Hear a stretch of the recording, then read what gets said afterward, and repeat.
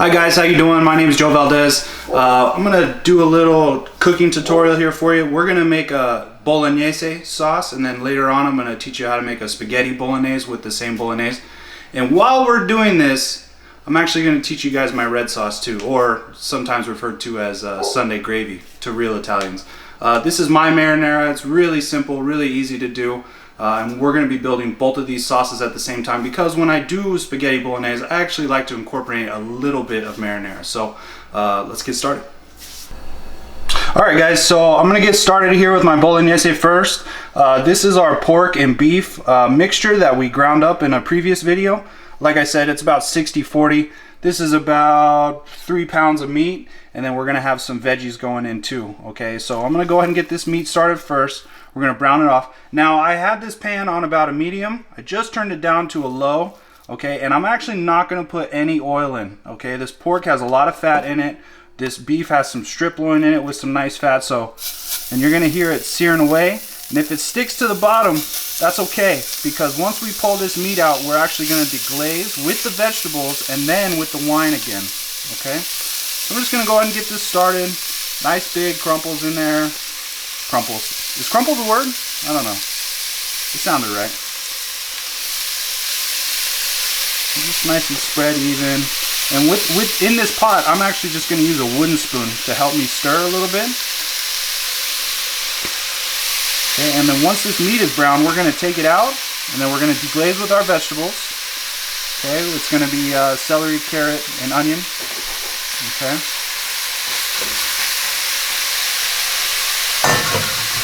Now at this time, I'm going to add just a little bit of salt, okay? Maybe a teaspoon. Okay? And it's always important to learn your salt that you use at home, okay? I always use kosher salt, okay? Never ever do I use iodized salt. It's fortified salt. It has a really metallic taste to it. Nice kosher salt, big flakes. Learn how it feels in your hand. Learn how much you need to use. Always taste. Taste your salt. Taste. I encourage you to do a taste test at home.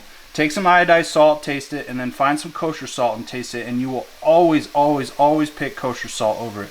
I have iodized salt, and I only use it for pasta water. Period, end of story. Okay, because it goes to the waste. I don't really care much about it. Okay, so there's our salt. Like I said, probably about a teaspoon in there. I'm going to turn it back up to about a medium. And while this is browning, I'm actually going to finish my veggies. Alright, so. Alright guys, so I have most of my vegetables completed already. I have some diced celery that's going to go in our bolognese. I have some diced white onions or sweet onions that are going to go in our bolognese. I try to always cut them the exact same size. Okay, that way they always cook evenly and throughout. Okay. I'm going to finish up this carrot right now. I'm going to show you how I accomplish that, and then we're going to do an onion for our marinara too. Alright, so with our carrot, this has already been washed. Okay, I am going to take the peel off too. Just a nice easy peeler.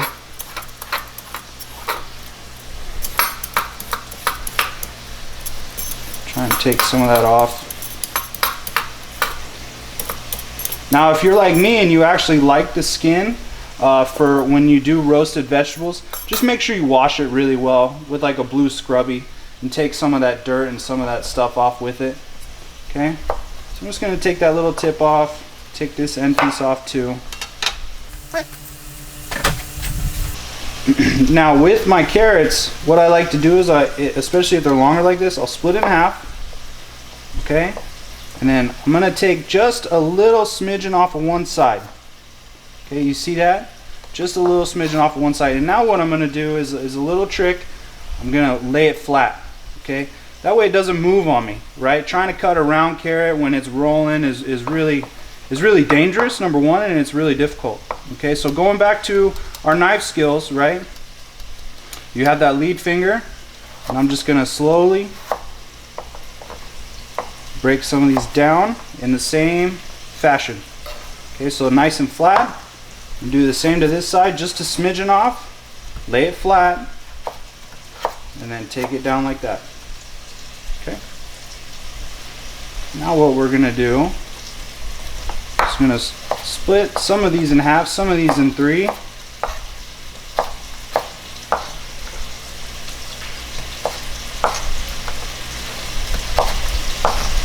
Really, with these we're creating sticks, and then we're just gonna make them brunoise, which means like a small dice. Okay, so now I like to work in sections from here. Take this one in half, put it to the side.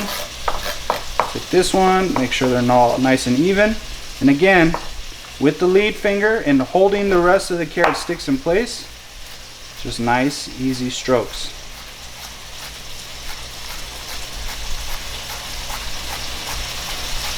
Okay, and there's half of it done.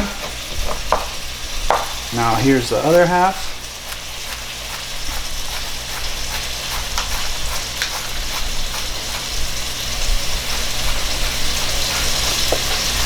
All right, guys. So that's it for the carrots. We got our carrots for our bolognese, we got our celery for our bolognese, and we got our onions for our bolognese, okay? And behind me, the meat is still browning, okay? And I really want to create that browning effect on the meat. It's going to create that caramelization on the meat, and it's going to be a lot of great flavor, okay? So I know earlier in one of my knife skills videos, I showed you guys how to dice a white onion, and I'm going to use only about half of this onion for my marinara, okay? So, like I said, I showed you guys how to dice. We're going to julienne this onion. Okay, and when you make your marinara or your red sauce at home, you can cut your onions however you want. Okay, I just like to julienne them. They're going to go with some whole pieces of garlic. Okay, and take our peel off. Now again, I like to save these. Okay, they go great for any marinades. They go great for vegetable stock. Once you roast them off, they'll get a nice caramelization on them. They'll add some really depth of flavor and some color to your vegetable stock. Okay, so with our onion in hand, now you notice I took the core off, okay, because you don't want to include that with your julienne onions, nor do you really want to include that with your diced onions. It just allows you to dice them easier when you leave the core on. But since I'm going to go from the side on this julienne, and we're just going to do nice, easy strokes. The whole length of the blade is covering the onion. Okay, now once I'm to this point, once I'm about to the halfway point, I'm going to start back where I was by moving this over and doing the same thing.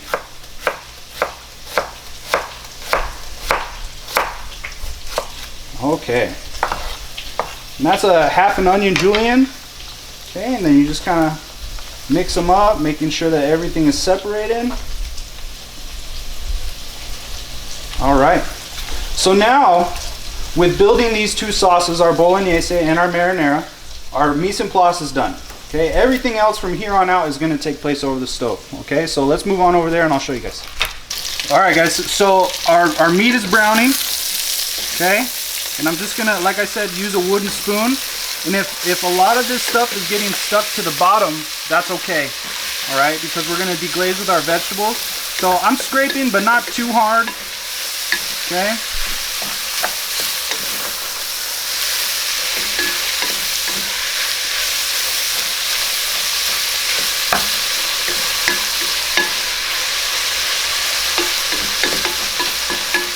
Okay.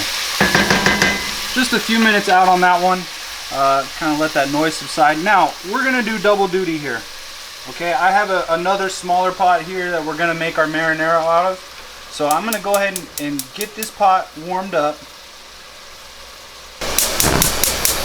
So I have my small pot, it's nice and warm. And this is just my canola and olive oil blend. Just a little bit, not too much. Okay, and we're gonna get started with some whole garlic peeled. Okay, and this is where really efficiency comes in. Instead of chopping all this garlic, I like to just put it in whole. Okay, and there's our julienne onions. Those are going in too. So about a half an onion, maybe 15 cloves of garlic or so. Really, it's up to you. You know, in our house, we're really garlic heavy. Okay, so we'll let that let those kind of caramelize and get some color. Meanwhile, our pork and our beef is looking really good. Now you don't want to overcook this at this point. You really don't. And like I said, there's some crusties down there on the bottom that are stuck, and those are great. Okay, those are all full of flavor, nice and fatty. Okay, so what I'm gonna do now is I'm gonna take this little strainer, and I'm gonna take this out. I'm gonna set it to the side.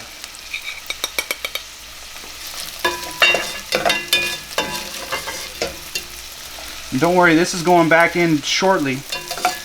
Okay.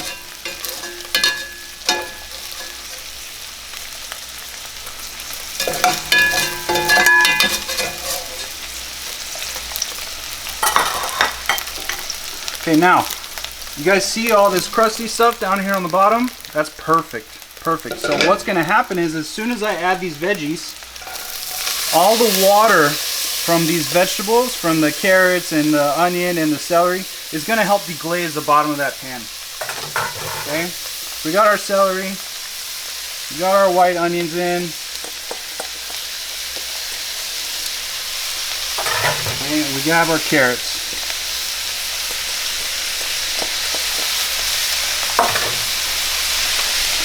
Okay, I'm just going to give it a nice little twirl. Some people will tell you to do equal parts onion, celery, carrot. I'm really onion heavy, okay? So the celery and carrots are equal parts. The onion is a little bit more. Okay, and once a lot of that water comes out, all those crusties from the bottom will come right up. Okay, and I only have it on a medium heat. Now we're going to switch gears back to our marinara. Going to make sure that this onion and garlic is not burning. Okay, if they do burn, your sauce could be very bitter. Giving them a nice turn.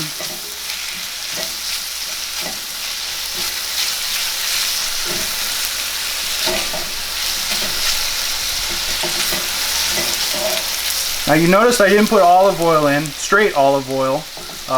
I actually do put olive oil in, mine in, but I do it as kind of finishing olive oil right at the end. So this canola and extra virgin olive oil blend, we'll just kind of get everything going.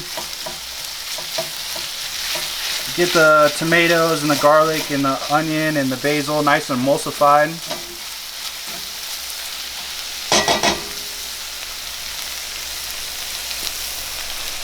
Okay, and we're moving away on our veggies here. The bottom of that pot is already a lot cleaner than it was before. And there's still a lot more moisture to come out of these vegetables.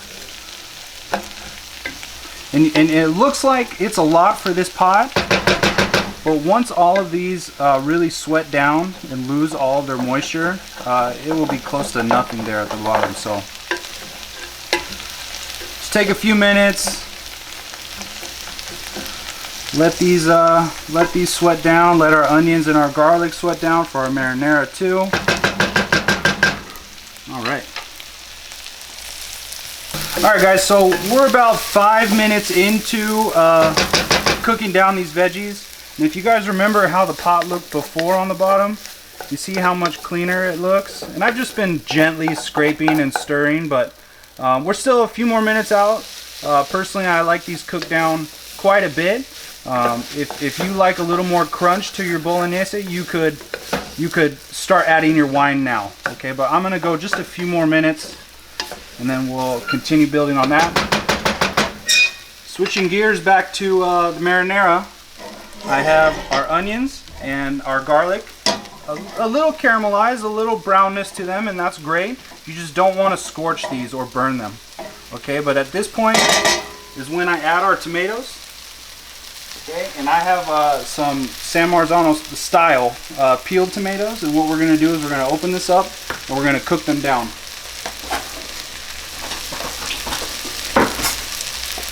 Okay.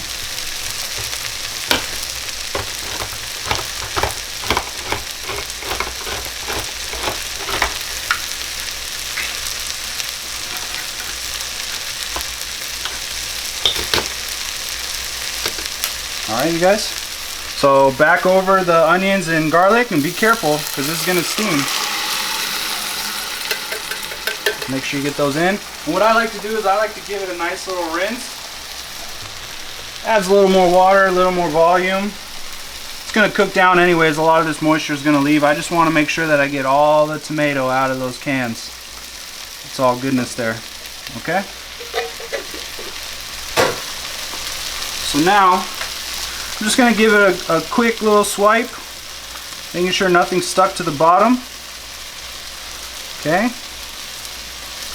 And here in a few minutes, I'm going to begin building on our salt for this marinara. Okay? I'm going to turn it up a little bit. It's at a medium. I'm going to turn it about to a medium high. And I don't know about you guys, but I don't really like a lot of mess, so I am going to leave a lid on, but I'm going to leave it like half cracked. Okay, so that way a lot of the moisture can dissipate and leave the pot. Okay, I'm going to check on our veggies once more. So you see how the vegetables are starting to glaze the bottom, just like the meat did. Okay, so we're constantly glazing and then deglazing. And our next deglazing process is going to be our red wine. Okay, still a few minutes away though. Alright guys, so we're about the point that I really like my vegetables at for my Bolognese. And if you see the bottom of the pot, how it's glazed over again, how there's all that stuff there down on the bottom, that's perfect, okay? Because we're about to deglaze once more. Before I add my red wine, I'm gonna do some tomato paste.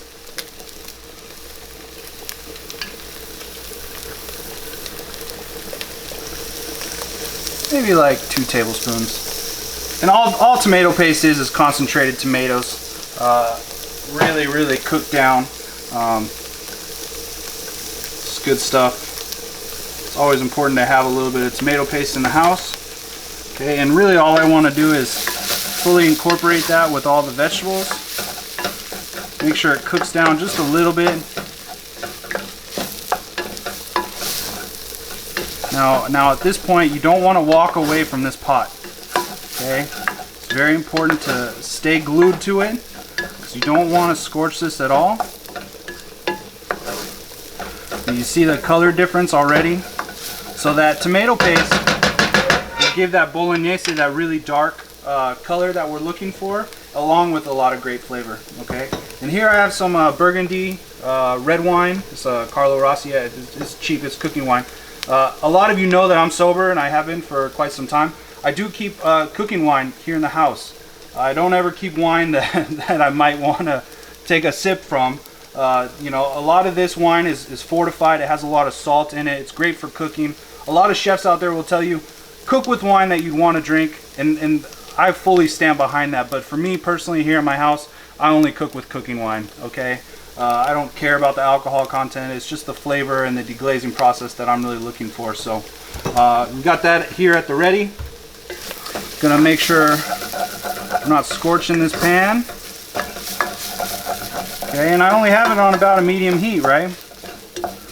So I'm feeling like that tomato paste is in a good spot. Gonna get this wine in. We're gonna deglaze. Okay, we're gonna start with about a cup, and I'm gonna see what it looks like after that.